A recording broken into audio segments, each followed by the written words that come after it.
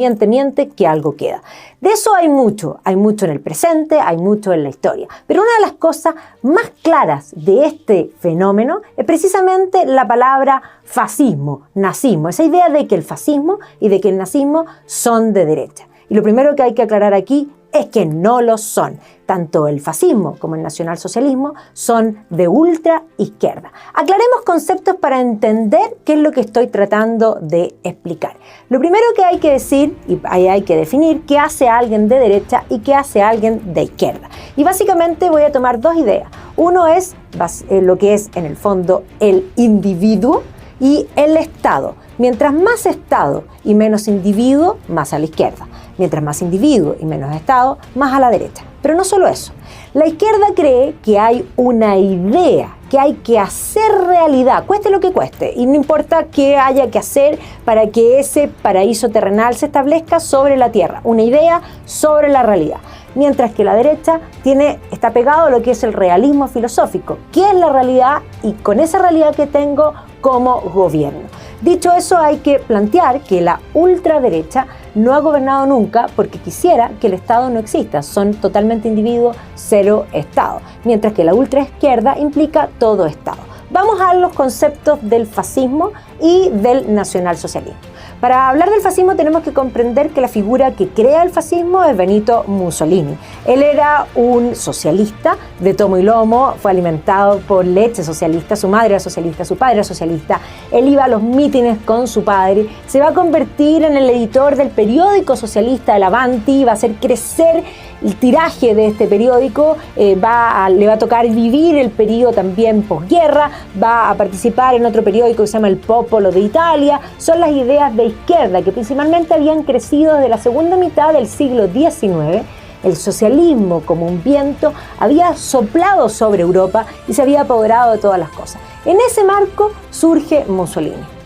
Mussolini va a ser expulsado del Partido Socialista por mal portado.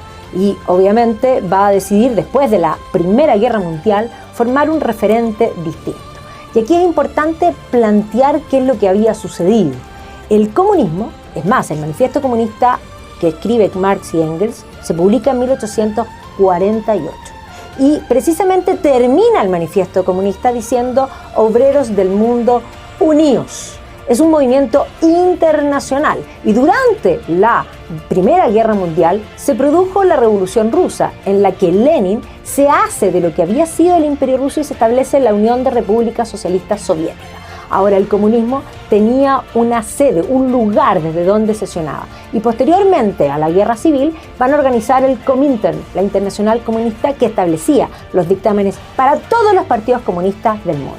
Mussolini, después de la guerra, que había sido expulsado del Partido Socialista, ve esta situación. El comunismo había llamado a integrar más naciones, a lo que se denominan los octubres, y es más, el año 19, el año 20 en Italia se llama el Bienio Rosso. Y él va a crear un referente nuevo. Él cree en el socialismo, él cree en el Estado, él es un hombre de izquierda, pero él quiere un socialismo con pizza, con tarantela y tiramisú, per le italiani. No quiere convertir a Italia en un satélite de la Unión Soviética.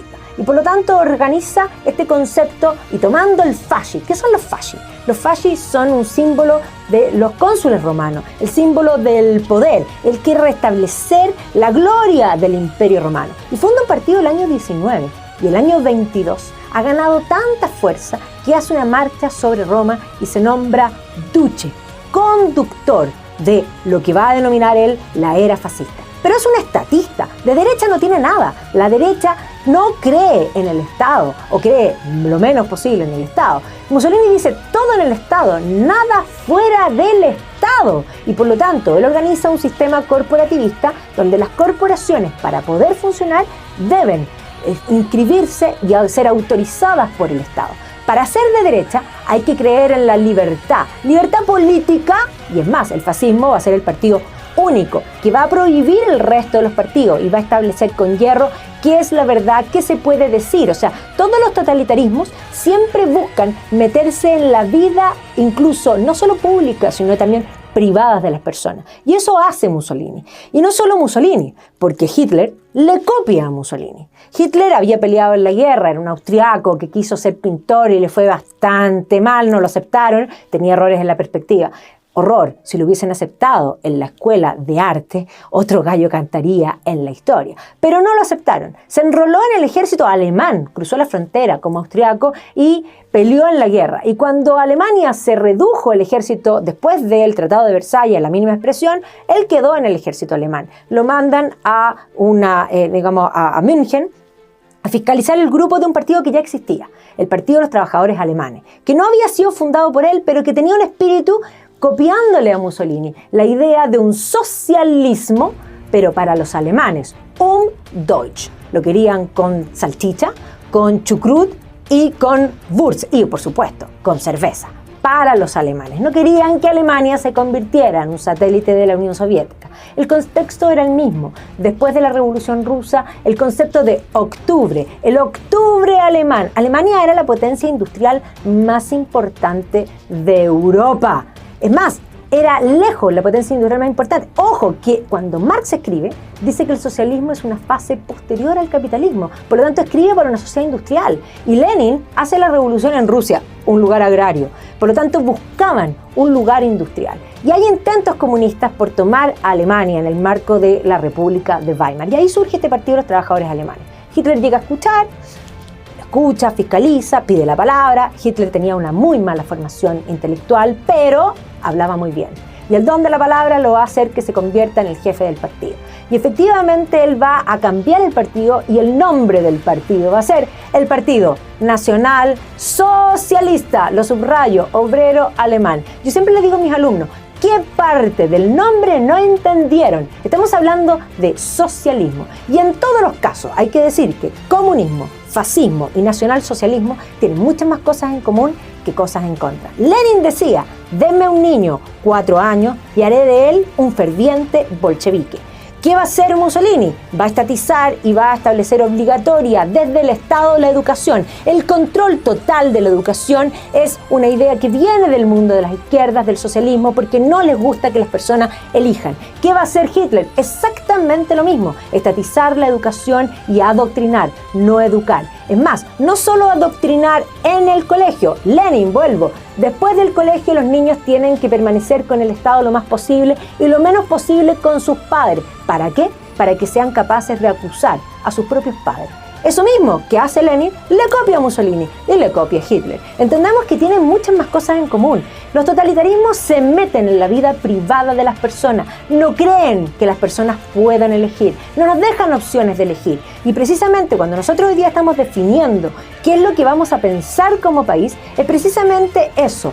Estado total, que te diga qué hacer, cuándo hacer, cómo hacerlo y que no tengas opciones, o libertad.